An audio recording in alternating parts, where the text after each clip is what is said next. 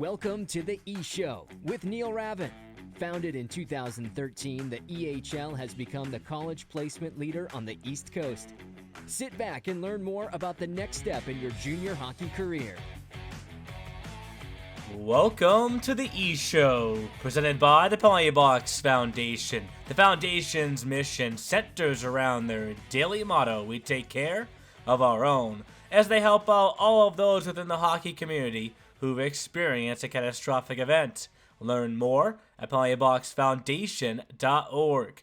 What's up? My name is Neil Ravin, and this is episode number 153 of the E-Show. On this week's episode, we look ahead to the final week of January, and in turn, flipping the calendar over to February, the last full month of the regular season. Kicking things off inside the weekly rundown, we discuss the division races, including the hottest team combined between the EHL and the EHLP. The Adirondack Jr Thunder are currently riding an 8-game winning streak. The longest active streak in the league has propelled them into the first place in their division. Shifting next to the E-Crew Fantasy Challenge, Team HNIB continues to creep closer and closer to Team OG as the gap has closed to under 90 points. Finally, we wrap things up in our What to Watch For segment, which includes previews of JBT Night at the Wolves on Saturday night and an Autism Awareness game for the Avalanche on Sunday afternoon. This week's episode is brought to you by Hockey Tech, the developers for the new EHL app, available now in both Apple and Google stores. And with that, let's bring in this week's E-Crew, Jeff, Tyler, and Anthony. I got to start with this. We always record these on Zoom. Tyler, you're having a tremendous hair day today. I mean, so Neil, straight, so fine. It was going to be a point of topic at some point in this podcast. I was going to have to bring it up. I'm definitely overdue for a cut. I have a lot of concerned individuals in my life. They are wondering what's going on. I'm looking like my Sasquatch buddy in the back over there, honestly, at this point. But every time I've contemplated a haircut, my boys, the Express, we get another win. We find ways to get in the win column. And so, they picked up a big win just yesterday. And so the hair, I think, is going to have to stay. But it's definitely not earning me any style points for sure. Tyler, you got to do haircut, you and me both. Even my own mother's afraid to look at me. She's just like, "Oh my God, kid, get a haircut, please." It'll go at some point. Me and Neil actually, I think, are at our points too. I know I am. I'm actually wintertime. I let it grow a little more than summer because Well, Jeff, you get the beard going too, so you have a nice thing going on, right, with the beard. Thanks, bud. Tyler, of course, calls all the games for the Express. Early on in the season, it just worked out that you weren't calling any games for them, based off. We're not going home. And now every time you call every time you call a game for them, they win. So let's talk about some of those now in the weekly rundown. It's time for the E-Crew's Weekly Rundown. The E-Show Weekly Rundown is brought to you by the Junior Hockey Podcast, your home for junior hockey news, knowledge, and nonsense. Check them out at tjhpodcast.com.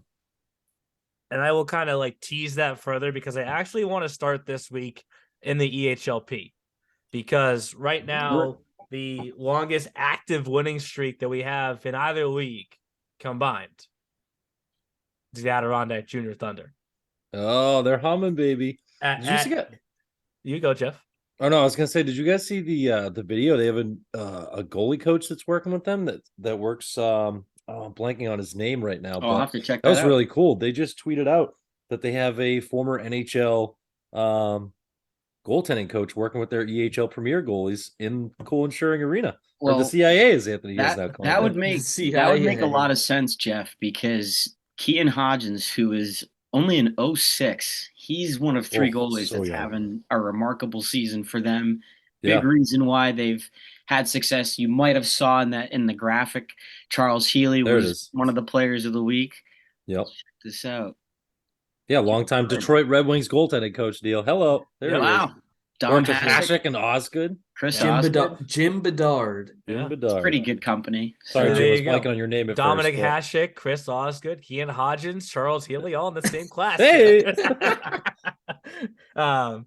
I thought you were intentionally leaving the name out of it for a second there, Jeff, because no, I just blanked. The rink is called Cooling Spring Arena. CIA, as Anthony says, that's classified. So maybe it's classified who their goalie coach was. But yeah, this is a pretty cool tweet. Not gonna lie, right? Obviously, awesome. the Red Wings thing got me kind of excited. For those that don't know, I am a Bruins and Red Wings fan, which makes no sense because they're in the same division, but they used to be in different conferences. And my dad's from Michigan, so that's how I grew up with both. I also was a gigantic Dominic Hasek fan growing up. Like that's truly what got me more into the Red Wings when he went from Buffalo there. And great player to pick. Didn't play goalie. I just thought it was so cool how he would like lay on the ice and like make all these like saves. Honestly, like the closest thing I've seen like back to our league, and I know I said we're starting with EHLP, but those calls that you had, Tyler, of the Banoon saves, like that was that was kind of like Hasek, like just laying there and like make like 4 saves in a row where it's like, all right, just shoot it over him and it goes in, right? But no, he just keeps making these saves. He's down, but he's never out, and it's like just the battle and the ability to just never be out on a puck. Yeah, that's what made him so good. But what a great experience for those EHLP goalies. I mean, to get that level of instruction.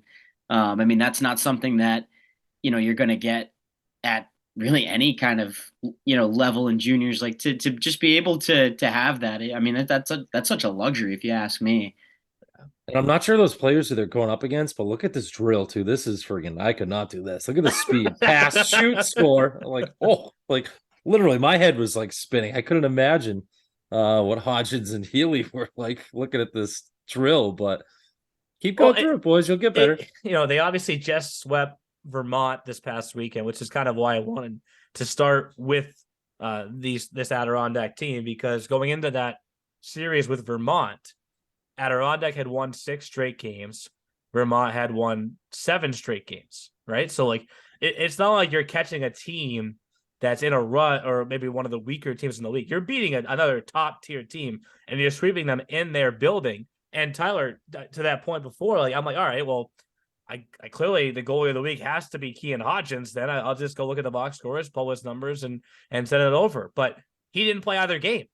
Nope. They played Healy both games, right? We already know what this team can do offensively, but now after this weekend, how can you not say that they're the favorites in that division? I mean, you get a sweep like that over a team like Vermont. That's a 4-point swing. They've now got a subtle cushion in first place in the New England division. Vermont still very much in the thick of it. Can't rule out the Avalanche or the Wolves either. I mean, that's going to be a tight division down to the wire. But I think that sweep was huge for them. You get that big swing. You're starting to get depth in other areas. I had called a game around the winter break portion of the season where they had to play the Avalanche in Hookset without a backup goaltender because neither of their other goaltenders could get out of school for the day. So Kean Hodgins was the only dressed goaltender. They're young. I think now they finally have that rotation solidified. They have support in the nets, and that's always huge. You're scoring a lot of goals. Anthony and I really gave them a lot of credit and a lot of love during the EHLP All-Star game, fitting that it was Andrew Blanchard who gets the winner on a penalty shot in that game. But him, Jack Murkowski, those two alone, really big driving forces for Adirondack's success this year. And it's not like they're just winning games. They've been dismantling teams. Yeah, they scored. The day after that All-Star game, Blanchard ends up getting a hat trick against the Railers of all teams, where they just blitzed a really good team in the Railers. So it wasn't like one of those games like what Neil said, where you're catching a team in a rut, or maybe there's a bit of a mismatch. They're not getting flukes. They have been beating really good teams. I've called some of their games against the Avalanche. Oh, sorry, Jeff. Oh, no, I was just going to say quickly, just looking at the other night, like that first game of that set, that went to a shootout. That was a good test of resiliency for Adirondack, because you guys were both saying, Tyler and Anthony, about how this team has just kind of been dominating teams. Well, they gave up 56 shots on net, 23 shots in the third period. They were tied 1-1. They went up 3-1, it looks like, in the second. And then Vermont scored 2 goals in the third period to tie it up and send them into a shootout. So look at Healy, 53 saves on 56 shots. He earned that win. Yeah. But I mean, that's the kind of game I would guarantee that Coach Rakowski would say, you know what? I wanted us to go through something like this. It's something that we've all been talking about with the amazing Boston Bruins run, right? That maybe they should get a few more losses out of their under their belts before they head into the playoffs and get like kind of beat up, kind of slapped up a little bit. And Vermont, I guess, put it to them a little bit in both games. And Adirondack came out on the other side and was able to win both games. But nice to see that the Lumberjacks, and not surprising either that the Lumberjacks pressured them hard the other night in that first game that they wanted to shoot up. I think being able to compete and win those close games down the stretch, it's huge to build for the playoffs. And you look at this Adirondack team, they don't mind playing beyond regulation. They're 4-3 in overtime and 3-2 in shootouts. They've got plenty of experiences in games that run long and can wear you down. And I think that's really going to help them come the postseason. And you see that they've come out on the right side of those games more often than not. They're winning those tight games, and it's a testament to what they've put together as a first year program. You really got to tip your cap to what they've done this year. And it seems like overnight they just kind of flipped the script too. If you go to fast forward to game 2, they were up 3-1 by the end of the first. They finished with 50 shots on net and limited Vermont to 36 shots on net. They had 3 out of their 6 power play chances strike for gold. So 3 power play goals, that's huge. So just in a matter of nights, of evenings, you see that Adirondack was able to kind of fix their game a little bit, clean it up a little bit. Yep. And like you said too, Healy goes back out there and makes a nice calm 33 saves on 36 shots instead of night off. Yeah, exactly. The D-men blocked a few more shots for Heels there. I will say this because I guess you can kind of refer to it as the elephant in the room as we have this conversation. Yes, they do have 5 O2s, which is the max that they can have on their EHLP roster. That's the league rule. They're not the only team in the league that has that, though. The Seahawks have that too. There's 2 teams that have 4 O2s. There's a handful of teams that have 3 O2s, including that Railers team that Anthony referenced. I think that was an 8-1 final. I think you were on the call for that one, Anthony. And yes, does it help that one of your O2s is Jack Murkowski and leads the league in scoring? Yes, that helps. Of course it does. Does it help that another O2 and Jack Randall is in his 3rd year in the EHLP and he's been to back-to-back EHL Frozen Finals with Vermont? Of course it does. But that's not it's not their fault, is what I'm trying to say, right? That's just, those are the 2 veterans that they have that have helped anchor this thing. And yes, they're in first right now. They have a 4-point lead over the Lumberjacks, who do still have 4 games in hand, right? But that's this possible final 8 points. That's big. Yes, and this final schedule for them, they don't play again until February 8th. A nice little break for Adirondack in the schedule, where they play the Wolves 3 times in basically like 36 hours, 2 on one day and 1 on the next. Then they get Vermont for 2 more, and then they wrap up with the Renegades. So they kind of, in a way, control their own destiny in terms of the 1 seed. And I think just that division is so compelling because somebody in that division is going to end up in the play-in game and most likely have over maybe 50 points. Like just like wrap your head around that. You know what I mean? Like that's tough. That's it. But and then you got to play in that game, and I bring it up because, I mean, Tyler, you're a former goalie. All it takes is a goalie just to get hot one day for the Chiefs, right? Who have kind of solidified their spot in that game, and all of a sudden, boom, your season's over. Right? Yeah, it's a one and done. All it takes is one single bounce. You can win a game 1-0, 2-0, 2-1, ice a team. Your goalie gets hot.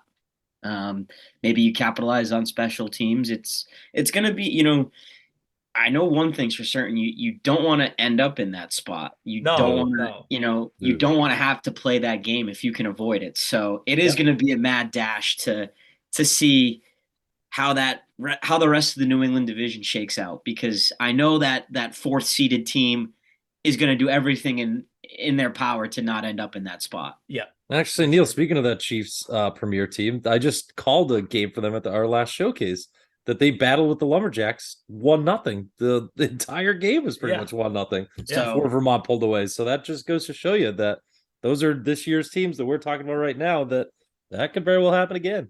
Things get weird in single elimination games, Jeff. Yeah, things get weird. Absolutely. It's a weird game. So how do not want to be. To shift to the Boston division next, and speaking of single games, Jesus. So we're recording this. Rangers Express. No, I wasn't getting to that one yet. That's what I thought. Are there against the Brett Maher extra points that were missed? I was gonna go first. We're recording this Wednesday, dropping it Thursday like we typically do. And Jake is busy preparing for his next Rangers Railers call. That's a Thursday game with a team with two teams right there at the top of this Boston division. So that's a huge matchup. I guess to get to that one next, Tyler, I think the funniest text, and this is no shot at either team, every now and then you get games that just have a lot of goals. It just happens to be that, Tyler, you've called like multiple games this year where they dip into like the 20s, right? It's wild. You called a 14-6 game there tonight. And my 14, favorite folks. My favorite text was when 20 goal calls. You were asked if you were still announcing all the goals over the PA, and you're like, "I'm sorry, I had to give that up." Like you would be going to the PA mic and then back to the broadcast mic and then back to the PA it was mic. Just like it was just so like, I mean, I'd never seen that many goals in a single game ever, but also I'd never seen like just how rapid it all was. I mean, there were some pockets of that game where just Let's like open that box score real quick. You're talking 2-3 goals in like a minute span, if that. I mean, there was a stretch in the third period where the Rangers scored, I think, 3 times in like 51 seconds or 49 seconds. I mean, it was crazy. I mean, I called a 10-2 game in the EHL earlier in the fall. I remember that. Avalanche against the Seahawks, who have since really turned it around since that game. So I'll give them a lot of credit when we get to the EHL. But that was unprecedented. 14-6. It was 10. It was 4 goals in 50 seconds. That's from 12 from the 12:01 mark to the 12:51 mark of the third. That's unbelievable. I mean, there you go. I hated to see it because obviously I always give a lot of love to the goalies and I always have that kind of bias in me, but I can't lie. Like I had never seen a worse display of goaltending on either. Four goalies played in that game. They'd probably all agree with you. And Nick Mutchler played the last like 6 minutes of the second period. And then the great goaltender, he was just part of our all-star. He didn't give up a goal. He was the only goalie who didn't give up a goal. So 3 out of those 4 goaltenders. It was just I couldn't believe it. I could not. It was 9 goals in the first period. It was 6-3 after 1, 3 in the first 2 after minutes. 2, 14-6 final. It was wow. Yeah. I'd never seen anything like that. And I have to say that, I apologize if you were watching that game and it just sounded negative. It's not like I was trying to I wasn't intentionally being. It's just when you're in a situation like that, when a game is just that off the rails, what more can you say about it? Like, the Rangers would score and it was just like, and there's another one. Like what? Like what else can I say about it? I had mentioned about how this is an Express team that is very young. They're very new. They've struggled this year. This is the second time they've given up 10 goals in a game, and that really irked some of the parents. And I mean, it's like it's tough, but you gotta just sometimes with those games you take one off the chin and you gotta be real with it. You gotta be honest with it, but you move on. I was gonna say, you took the words out of my mouth, Tyler. Life is tough, and those guys are growing up, and they'll find that out real soon. You gotta take those hard lessons in stride. So that's how I looked at it. I don't think, my hope at least would be that after a game like that, you would want to come out and play your absolute hardest the rest of the year, at least for the game after. I mean, after something like that happens, you got to prove that you're not going to get folded like that again. But it's been a tough. And they did.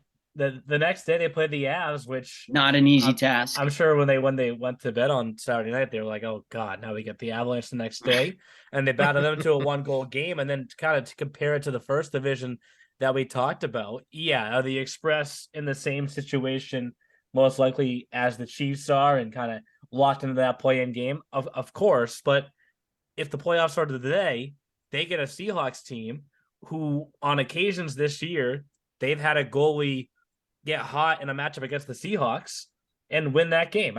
There was a Nick Piazza game. Almost said Mike. 50 Piazza. 50 something saves, right? And then you say you win that game, you get the Rangers again. And I know what happened Saturday night, Tyler, but they did beat the Rangers once. They beat the Rangers, right? That's kind of just the nature of this season. So, but then to wrap up the EHLP, Anthony, I'm sure you're happy that this unreal 87's Huntsman Road Series finally had a home winner for the first time. Yeehaw. Yeah, Vasily Vasin has been such a revelation for this 87's offense. He has been so great, sort of similar to how Alex Lightkoff when he joined the EHL team. Just a guy who can put the puck in the net, set up plays, and that was a little surprising.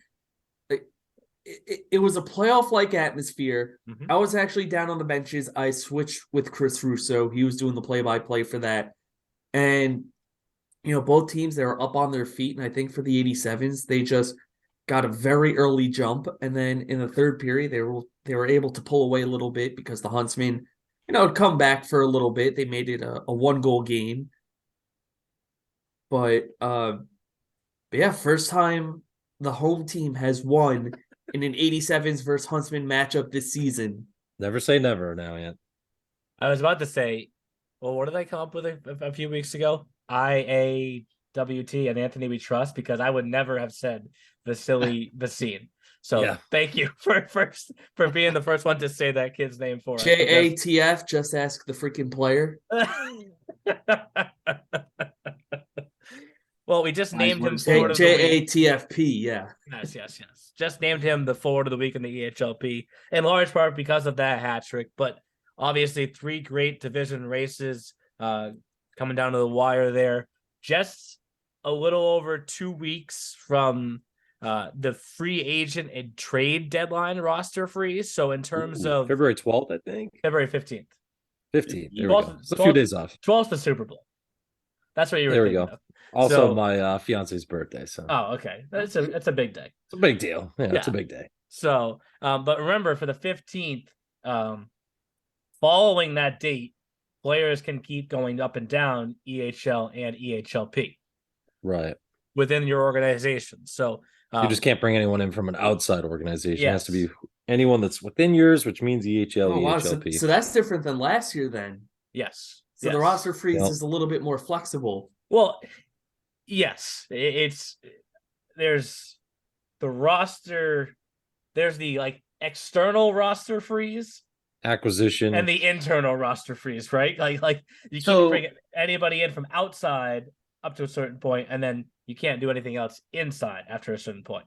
So that answers my question then. Because I was going to say that. So that means there's 2 separate freezes, pretty much. February 15th and March 1st. March 1st. So we still have a little over a month for some of these P teams to figure out, this kid's E or this kid's P, right? But for bringing in a kid from outside, we only have a couple weeks left for that, which of course we see more of that in the EHL, which is a great transition into the EHL because for the second time this season, and it's going to come off as a shot, but they're not in our league, so we're going to take this shot, right? For the second time this season, we've had a South Shore Kings player come into our league and immediately in the first game just light it up. The first one was Cade Herrera, right, with his 4-goal game. And the second one was Nolan McDonough in his first game with the Express. It almost his first shift, I think he scored, right? So yeah, it was early in that game. What a move for the Express. A team that's been playing very well as of late also, to then go and add that piece to their lineup. I know we'll get to fantasy. A little tease there for Team OT. That was a very quick pick for us. But they're now, it still feels quiet to me. 21-12. Now have a little cushion. They have a 3-point lead over the Seahawks. I know it's 3 as well over the Rangers. Obviously a very differing game count there. Seahawks still have 4 more than everybody else in their division, but almost feels a little quiet that the Express have just kind of crept up, taken that spot, and kind of solidified themselves where they're at. And I don't want to use the same quite favoritism type term or whatever that I did for Adirondack, but they are getting more towards that. The Express are becoming more and more the favorites in that division. Do you guys agree? I think they used the showcase to their benefit. I think that was a real turning point for them, especially in Newington. I think being able to go 3 for 3 there helped them kickstart that winning streak that they went on. They beat some pretty good teams in that winning streak after the showcase: Spartans, Railers, Lumberjacks. I know they're eager to face the Avalanche again in early February. That game's also at home.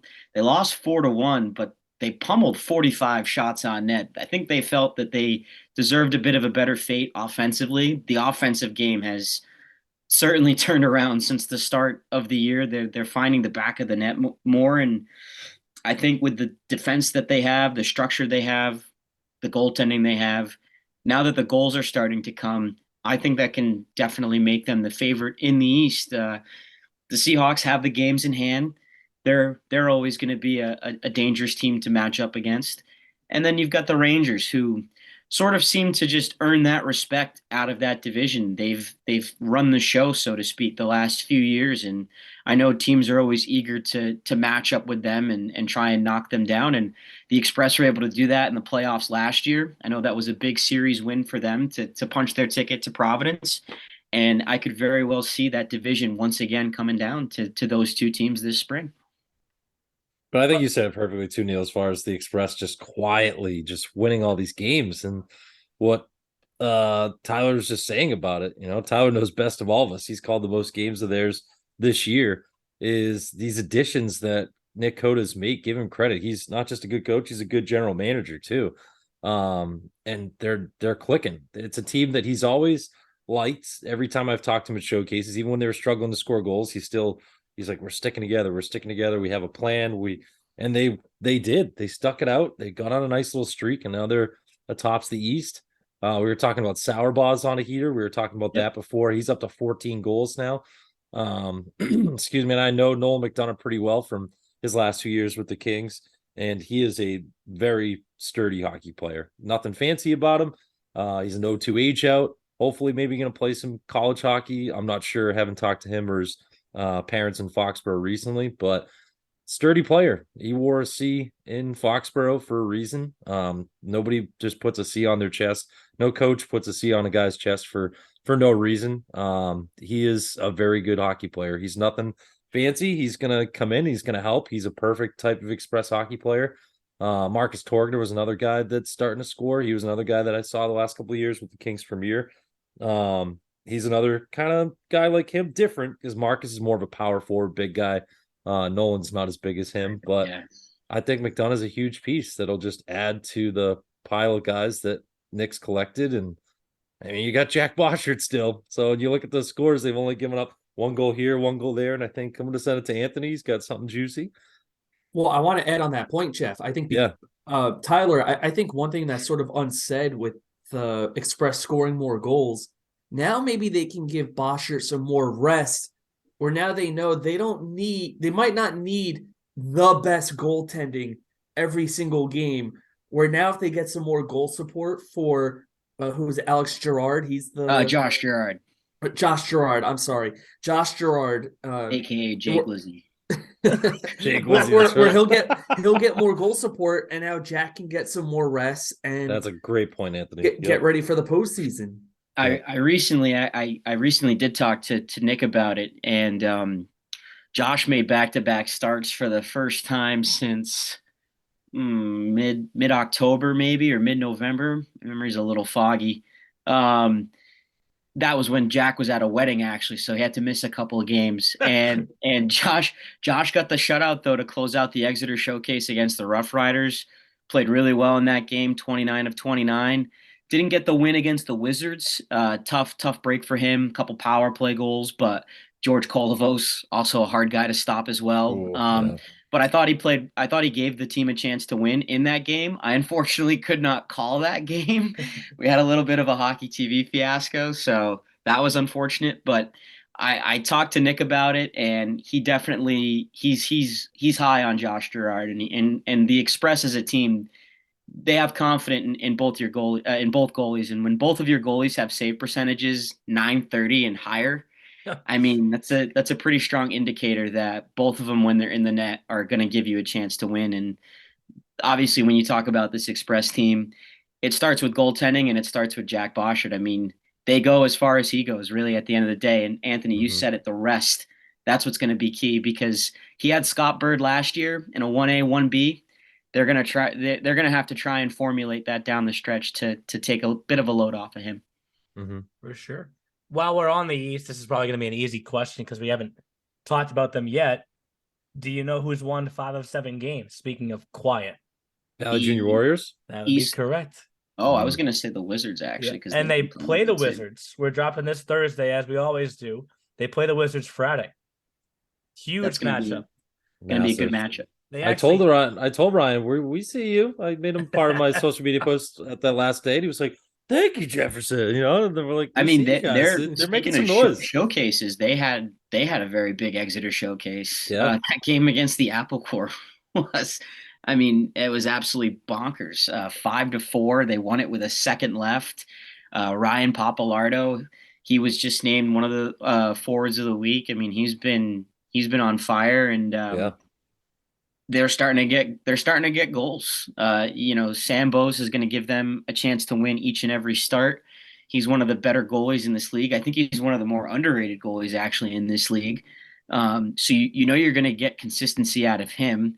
I think they're starting to finally put the puck in the back of the net. They're giving themselves a chance by scoring goals, and it's not going to be easy for them to climb out of where they've been, but if you give yourself a chance, at least, you never know. You can make up some ground pretty quick. Saw the Express string together. I think the last two times I've seen Ryan McGrath at a showcase, I think he's been talking about Steimling as his secret weapon. Because he's very good. I know Newington, he scored a pair of shorthanded goals. Called those 2 shorthanded goals. They were very nice. He's another player offensively that they seek to, and in that game against the Apple Corps, he had a glorious chance to score.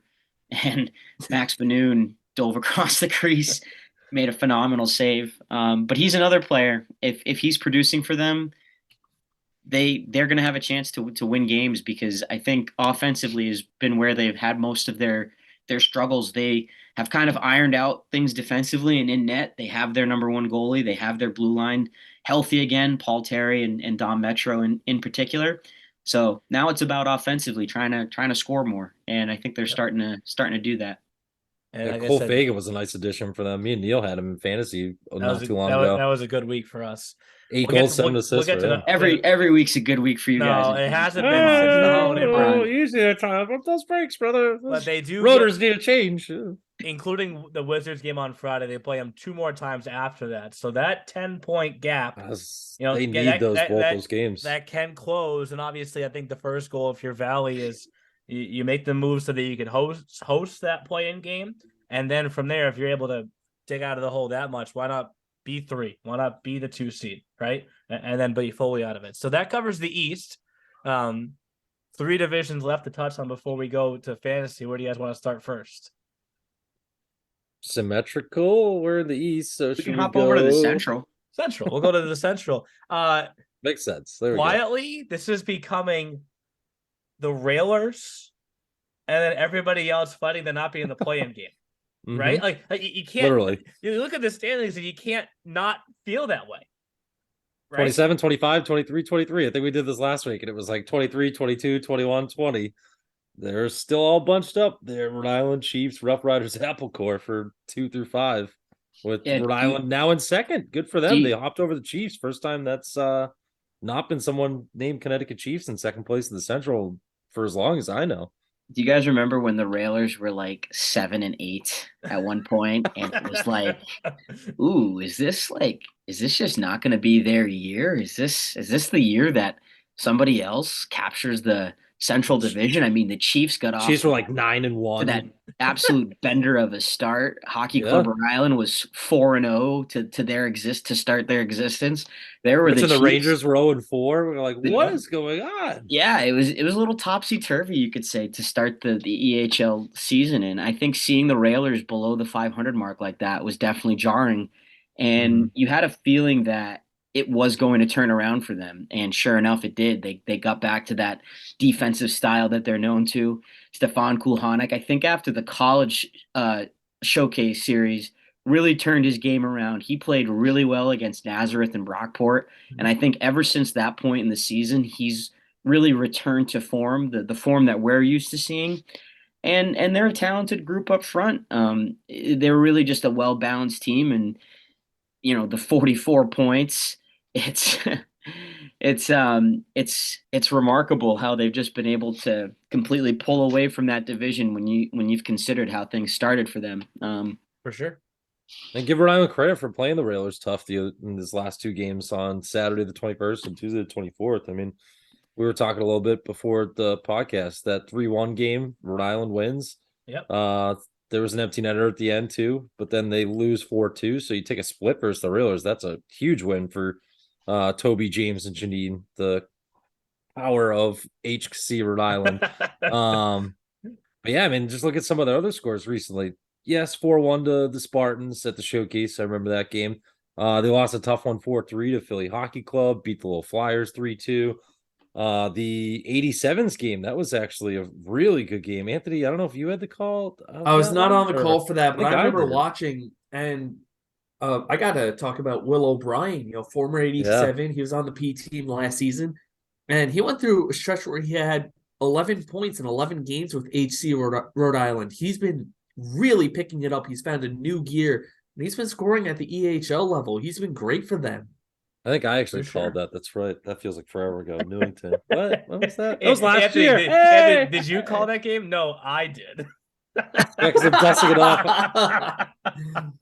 I actually called a big. Hey, the game was last year, guys. All right, calm down. Will O'Brien had a big game winner at the Newington showcase. He scored with 30 seconds left. It was like 28, 30 seconds left to help them take down the Little Flyers. And that was, I remember Jake Basile went to pull him aside for an interview, and I got to peek inside the Hockey Club Rhode Island locker room, and I tell you, they're a tight group. They're a real tight group. I mean, every single win for them is massive, and they're a team that I think they've been through some of the highs. They've been through some real deep lows. They had a real long stretch there in the fall where they couldn't get a win. They were really struggling, but at the same time, they've also beaten some pretty good teams, and they've been sort of that like thorn in your side. And I think those kinds of teams can be frustrating to play against, especially come playoffs. I think if it's the playoffs started today, they'd match up with the Chiefs. Yeah. Right, in a 2v3 with home ice. I mean, the Chiefs are in total free fall right now. It's really been a rough. I mean, 0-7-1 in their last 8. That is. They just haven't. They've had trouble scoring. That's for sure. They can't score at all. So I think if you're Hockey Club Rhode Island, the season obviously doesn't end today, and things can change. And if you're the Chiefs, you're really hoping that they do change. But I think you're going to be feeling pretty good if you're Hockey Club Rhode Island. You had that series against the Railers, played them real tight. I think they're in a good. They got 12 wins this year and counting. I mean, that's not bad considering they're a first-year program. So it's going to be interesting to see how this division plays out, obviously, because two of these four teams are going to end up in a play-in game, which is going to, unless somebody goes on a heater of all time, corresponding with a 10-game losing streak for the Railers, that means you're going to get the Railers in that first round, right? Which then it just makes being the 2 or 3 that much more valuable because you face the other team.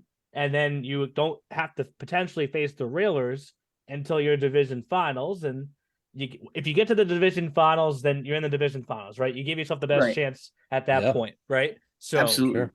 And I mean, you think about it, it's like you go through that battle of trying to punch your ticket through in a single elimination game. If it started today, it's Rough Riders, Apple Core. So say one of those two teams you find a way to win and you're on to the next round. Congratulations. You get to now face the Railers. It's like you really want to avoid that scenario if you can. So I totally agree with you, Neil. I think right now, even if you're the Chiefs, it's been a rough stretch for you, yes, but you're still in third place. And I mean, despite this skid you've been on, you're only 2 points back of Hockey Club Rhode Island.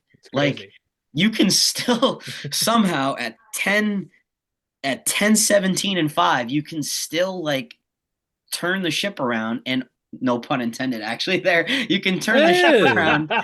And pun intended, maybe. Get that anchor and overcome Hockey Club Rhode Island for that too. So I actually think in the Central Division, that's going to be an interesting battle to watch, 2v3, because you really want to avoid the play-in game in that division in particular. For sure. And I want to end up north, which means we go to the South next.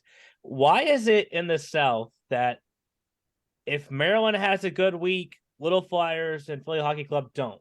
If Philly Hockey Club has a good week, Maryland and Little Flyers don't. If Little Flyers have a good week, the other two, it feels because they always play against each other, Neil. This is the team that probably has the most intra-divisional games. Where if one team gets hot, yes, because the other team's lost, Neil. Like that's how hockey works. There's one winner, there's one loser.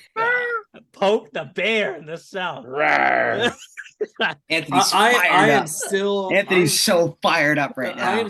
I'm still fired up. It's 11 in the morning. They had against the Protect Junior Ducks. They gave up 3 power play goals against the Protect Junior Ducks. They blew away a 4-1 lead. I mean, look, credit to Protect for coming back in that game. But quack, quack, baby. Quack, quack. I got my jersey on this week. I did say to Terry, Anthony, I know the plan is to relocate to Flemington Ice Arena next season and become the New Jersey Bears, but I am pretty sure Jersey Shore Arena has 3 sheets of ice. So if they wanted to relocate there, wow, they've had some decent success there this year. You can't deny that. Facts are facts, right? Yeah, he's so mad at me right now. Shots across the bow. No, like I can't be mad at you for talking facts. It's true, and I think the mindset going into that third period was, okay, the 87s are going to buck the trend where they're going to win at home against Protect, and that just was not how it played out. And I think the other thing too is that all 3 of those goals were within the final 5 minutes. Mm-hmm. William Jasmine scored 2 goals in the span of 1 minute and 10 seconds. That's nuts. Yeah, another good including that tying goal. Yep. I think this division is awesome though, Anthony. You can still, but then they bounced back for a great game against the Little Flyers, and Philadelphia also had a great game against them, where it was a low scoring but just very hard fought battle. Both goaltenders are great, Hugeson and I think Nick Giuliano for the Little Flyers. No, I think it's Finnegan that day. Finnegan. Yeah. Finnegan. You're thinking EHLP, Anthony. Yeah. You're on 2 hours of sleep. We have to make sure everyone remembers that. That's those overnights, man. They get to you. I don't know how you can work it overnight, then wake up 2 hours later. That's Anthony still has the eye of the tiger, the eye of the Princeton Tiger. Yes. Congratulations again, Anthony. Congrats, Ant. That's awesome, dude. That was fun. Anthony got to call Princeton women's hockey on ESPN. Saturday. Yep, Saturday the 21st. That was a great game. Jerome McGinley's daughter scored. Jade McGinley. She was great for Brown. Wow. Was he there? Not that I know of. Okay. I was hoping he was watching the game up on ESPN Plus. Then he got to hear my call. No, I don't know if he lives around the Boston area still, but I know He that. used to have a house there. Yeah, Still. he As of hung recently. around for a little bit because Yeah. I would see him at Warrior Arena sometimes back in And it the would day. make sense with having his daughter at Brown to still have it around here. It's a nice hop, skip, and a jump down to my neck of the woods. I mean, and she's a freshman too. Like one day there's going to be a day where fans are going to be like, "Oh, Jerome McKinley, that's Jade's dad, right? Oh, Jerome was the journeyman that played with Colorado, Pittsburgh, and Boston." She's playing for the Boston Pride. They're like, "Who's your dad?" What? but You got a pretty going recognizable back, last name, no doubt. Yeah. Hockey Hall of Famer. Going back to the South Division, yeah, it's I mean, the Flyers are trying to close the gap a little bit. They've won 2 of their last 3. You know, ProTech has won their last 2, so I think that gap is starting to narrow a little bit again. Where you have the Little Flyers, Maryland, Philly Hockey Club, all separated by 4 points, and they've all been playing some really good hockey. I mean, especially with the Little Flyers. Yeah, you know, they lost in a shootout, but they've sort of turned it around recently. So I think that division, we're really starting to see their strength again. It's going to be fun to see. Obviously, we have a monthly coaches call, so I've been telling them like, hey, get ready for what could come in the playoffs. If you go to our EHL website, the Pros and Finals tab, you can read specifically what dates these teams have to book the play-in game, to book their first round matchups, et cetera, et cetera. And it's funny because when I talk to the guys in the South about it, they're like, yeah, it's great, but we can't book anything yet because we don't know who's going to be where and who's playing who, right? So we're starting to get to that game count, though, Neil. We're getting and there. Anthony and Tyler, around 10 for some of these games. Some of these teams have played 36 games. That's 10 left. It's crazy, right? The season has absolutely flown by. But then we'll wrap up in the North. I wanted to end here because there's 2 teams hosting other teams in their division, Anthony.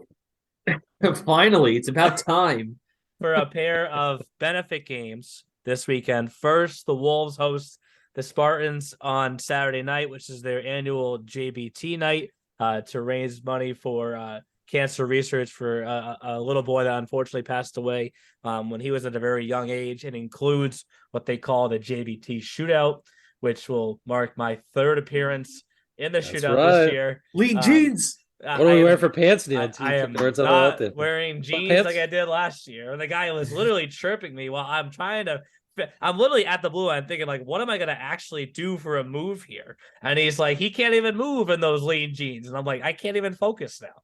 Right. So I have finished 2nd, though, 2 years in a row. And I am bringing both Jake and Trevor with me this year. To the event with the hopes that leads to a 1st place finish on Saturday night. So excited for the JBT shootout. I mean, no event in our league raises more money than that event does for the Wolves. And I think what's crazy about it is like the fans come out too. They get fans to begin with, but like that is like a community night basically. What a great event they have every year. Like it's always so fun to watch, even just on hockey TV. Yeah. Anthony's gonna be watching and calling my shootout moves. Yes. We all did last year. I remember me and Christina turned it on like right in time. We're like, oh, Neil's shooting now. Then Brittany was supposed to do it years ago and then backed out. And we've had some memories. I've always wanted to participate in those. That's who I should reach out to, right, Anthony? Andrew Blanchard. That was the penalty shot goal that you guys had in the All-Star asking game. for tips, Neil. Yes, for sure. And then the second benefit game this weekend, the Avalanche host the Lumberjacks for a 2-game series.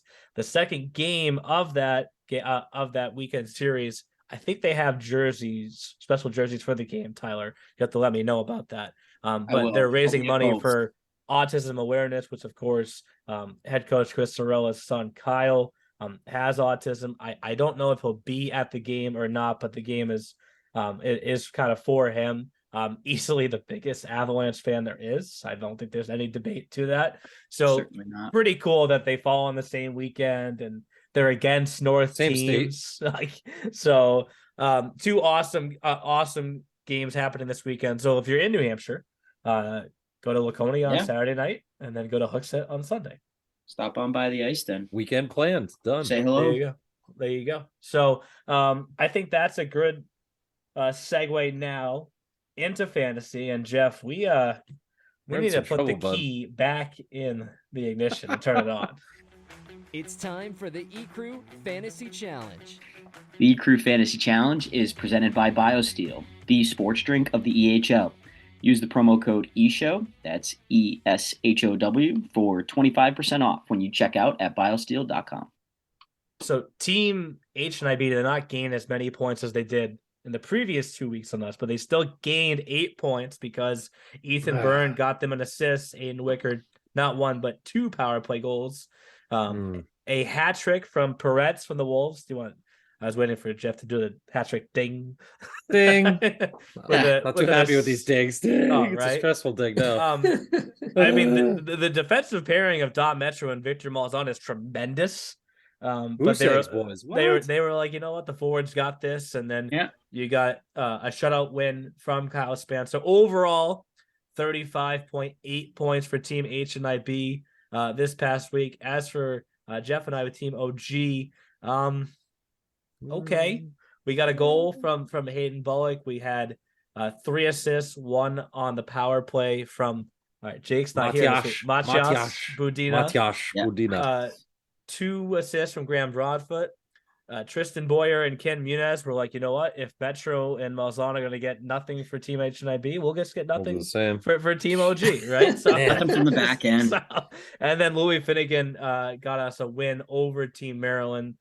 So Louis Finnegan, I thought he changed his name to Patrick Roy after his big boxing match in 27.6 points total for us. So again, they gained 8.2, not quite what they've gained in the previous weeks, Jeff. Still gained. I took the initiative and said, you know what? We're picking first this week. I don't think any of you zoomed in last night. I was like, whoa. Yeah, that was record time the rules for submitting picks. I mean, truthfully, we have a loose cannon associate commissioner who doesn't play by the rules. Nope. Yeah, I mean, what? We've been letting you guys pick first all year, so now it's our turn, too. 1 week, we're going to just do it ourselves. And that's why I was like, you know what? I think I did it while Nolan McDonough was scoring his second goal against the Chiefs. And I was like, we're getting him. And I'm not going to let this happen any other way. So that's one of our forwards, Nolan McDonough from the Express. I think Pappalardo's name was mentioned earlier. If you haven't watched the top plays yet, truthfully, I think like the collection of calls from you three, right, and others, and just like the way that they all like went together was awesome. Because I was like, hey, like the number 3, look at these amazing saves from Max Badoon. Number 2, he just made those amazing saves, but ultimately 30 seconds later, Ryan Pappalardo scores with 1 second left. That had to be probably one of the craziest games. That was an electric call from Tyler. That was freaking. It was compare it to your 14-6 game, Tyler. You've had some good ones, some bad ones, right? So, they're always the good and the good, the those bad, on the better ugly. spectrum. Right. We then have Tristan D'Elia up front at forward from the Little Flyers as well. So there's your 3 forwards: Nolan McDonough, Ryan Pappalardo, and Tristan D'Elia. Should I just keep going, Jeff? You want me to keep going, or do you want to? Yeah, go ahead. Rattle them off, buddy. You're on fire. Defenseman Dylan Kowalski from the Wolves. I saw him at the Exeter Showcase, and I was like, "Who was number 11? He is a giant."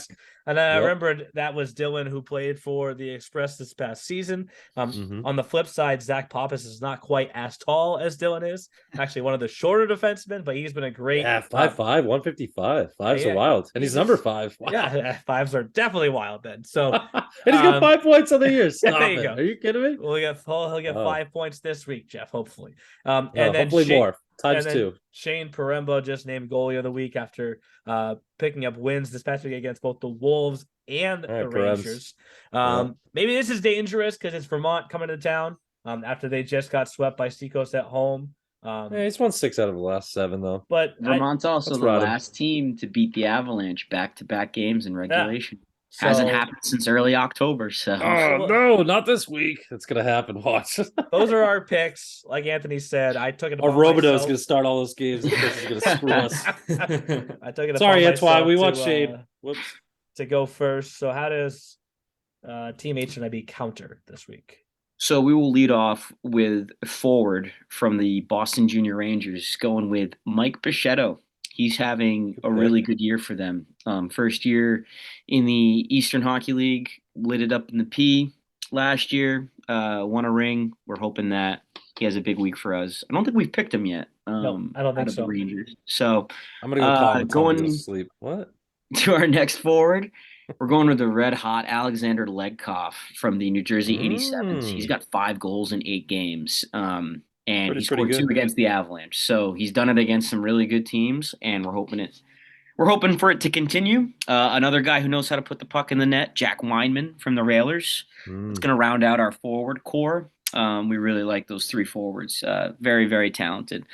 On defense, speaking of guys who can score, Jack Randall. He's going to be our EHLP pick from the Adirondack Thunder, who we talked a lot of earlier in this podcast. To round out the blue line, sticking up north, we're going with Eddie Mulligan from the Lumberjacks. I just met his dad in the parking lot of Exeter, by the way. Another Mulligan. I was leaving the other day. Nice guy. He is one of the better offensive defensemen in our league, I think. He's got a really good shot, picks up some points in the power play as well. So we're hoping for some of those power play points to come through. And then we haven't picked him since the very first week, and I kind of got a little bit of grief for it. So I'm going with Jack Boschert from the Express Hockey Club. Hey. They've got a big one coming up on the road against Hockey Club Rhode Island, who plays really well on home ice. So it won't be an easy game for the Express, but we're hoping for some Jack Boschert magic to help us cut this deficit further in fantasy. We're getting there. Did we give Boschert's billet family a shout out for the cookies and the brownies? Oh, no issues. But you know what? Shout out to Melissa. She always hooks it up, especially when I'm at Rodman. She treats me like one of her kids. She is the best, and she has a lot of love for all of us as well. The whole Melissa was so funny about it because I was talking about it. I was telling her how good the cookies and brownies were, and Melissa was like, "Yeah, I told Tyler, you can't just have it all for yourself this time. Now I got to share it with the rest of the crew." Tyler would have had his right leg cut off if he had all those. I'm glad. I'm glad she's sharing her baking talent, because I definitely have gained a few pounds this season. And honestly, she even gets some of even the visiting coaches have come by, and last time Seth Gustin and the Lumberjacks were in town, I actually offered Seth a couple of her cookies, and he was impressed. So she did that at the Frozen Finals. Honestly, she's well renowned across the league for her baking skills, as far as I'm concerned. But she's great, and she treats everybody so awesomely. So I'm glad that you guys got in on those cookies. Yeah, I ate plenty. I will. Oh, I know. We wiped it out. I know. I watched. I'll give her credit. As a result, I hit 200 rides on Peloton after that. So. Oh, congrats! Thank you. I had to really get after that showcase, Tyler. Jeff, do you have the calculator ready, like you always do? Yep, sure do. Oh, we're gonna do math on air. Oh no, this is easy. This thing does it for us. Yes, we can't mess this up. 655.4 minus a whole number 567. Oof, 88.4. Eric Lindros. We're getting down to number 88. Yep, this is getting rising up. Getting interesting. It's getting interesting, that's for sure. So let's wrap things up now with what to watch for. Before we wrap things up, here's what to watch for this week in the E-Show. What to watch for is presented by Hockey TV, the official streaming platform for your EHL and EHLP action throughout the 2022-2023 season.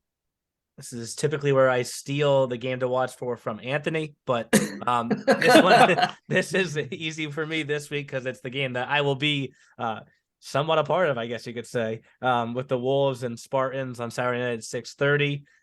How it works is you get one puck automatically in the first intermission, and then you get one more puck for every $1,000 that you've raised. So I'm a few $100 away from 2,000. So quick math there. I should hopefully have 3 pucks. If I can score one of those 3 pucks in the first intermission, I will move on to the sudden death round, which is the second intermission, which is what I've done each of the last 2 years. And that's where I've fallen on my face and gotten second place. So If everyone listening could help me get to at least 2,000, that at least guarantees me $3. If I go 0 for 3 in the first intermission, I don't deserve to be in the second intermission. That's kind of the way I look at it, right? So yeah, I think I just looked. You're at like 1,600, Neil. You're at 1,587. It says out of 2,000. Little more bump here from those listening. I usually miss the first one, and hopefully then we'll score the second one, which would then, if I got to like warm-up shot, if I went to 0 for 2 and then I'm on like literally a sudden death puck to get to the next intermission, I know bringing Trevor and Jake there, I'll never hear the end of it this year. So and you'll never see the end of it because Trevor will have it all on video. So 100%. I need to like honestly get the skates on before Saturday. So that's Saturday night though, and the game itself is always very entertaining. They've had some crazy finishes to previous JBT night games. So Wolves and Spartans Saturday night at 6:30 in the EHL. Who's next? I'll go. I am looking forward. I don't know. I'm going to include a couple games because I have the doubleheader this weekend up in Hooksett. EHL and EHLP, Avalanche Lumberjacks. Saturday, Sunday. So a lot of hockey to be had at the Ice Den, and two teams that when they meet up, whether it's EHL or EHLP, it's always a real tightly contested matchup, especially last year in the EHLP. I know both teams look really different now this year, but there were some really good battles all throughout last year, including the semifinals in Providence. So looking forward to this weekend. But in the EHL, there's big implications there too in the North Division. The Lumberjacks, they're in fourth right now with 40 points. I know that they feel they're a better team than what their place in the standings might show. So this is a chance to make up some ground. And they're the last team, as I mentioned, to knock the Avalanche in back-to-back games in regulation. Hasn't happened since early October. So I'm sure they'll be motivated to at least take a split, but certainly want to try and sweep it. Anthony, I'm gonna go with the weird one. I'm gonna go well, it's not a weird one, but we talked to the Warriors, the hot play as of week. As of week. Oh, geez. They're playing the Wizards and the Rangers. So I'm gonna go with these two games because it could shuffle up things in all parts of the East standings. The Rangers now 3 points behind the Express for first place.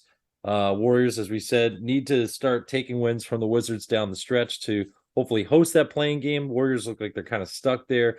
And the Rangers need to keep winning to keep pace with the Seahawks and Express. So how about we go with Warriors, Wizards, Warriors, Rangers? Good choice, Jeff. Anthony, wrap us up. I think there are some pretty good divisions or games in the South Division. And one that I'm going to keep an eye on is the Philadelphia Little Flyers against the ProTech Junior Ducks. That's on Friday the 27th. ProTech has actually struggled this year at Menin. They have a big home stretch coming up, so they can either buck that trend or they might struggle against some teams on their home ice. And we mentioned before, Philadelphia now has points in 3 straight. They won 2 games, then they lost in the shootout against the 87s. I think they've been looking really good this past week. So I think they're going to give ProTech a run for their money. And as we mentioned before, a lot of those teams looking to climb back up in the standings because it's still a tight race down there. Oh, for sure. Mm-hmm. For sure. Well, that will do it for this week's episode of the E-Show. Next week, when we talk to you guys, it will be the month of February. Sheesh. Where does the time go? When? Flies by when you're having fun. Yes, the final full month of the regular season, and then obviously what follows February is March, playoff time. We're getting closer and closer. So we'll talk to you guys next week. See you then, boys. Peace. Thanks for listening to The E-Show. Learn more at easternhockeyleague.org and follow us on Facebook, Twitter, Instagram, and YouTube. Also, be sure to subscribe and get notified when next week's podcast is released.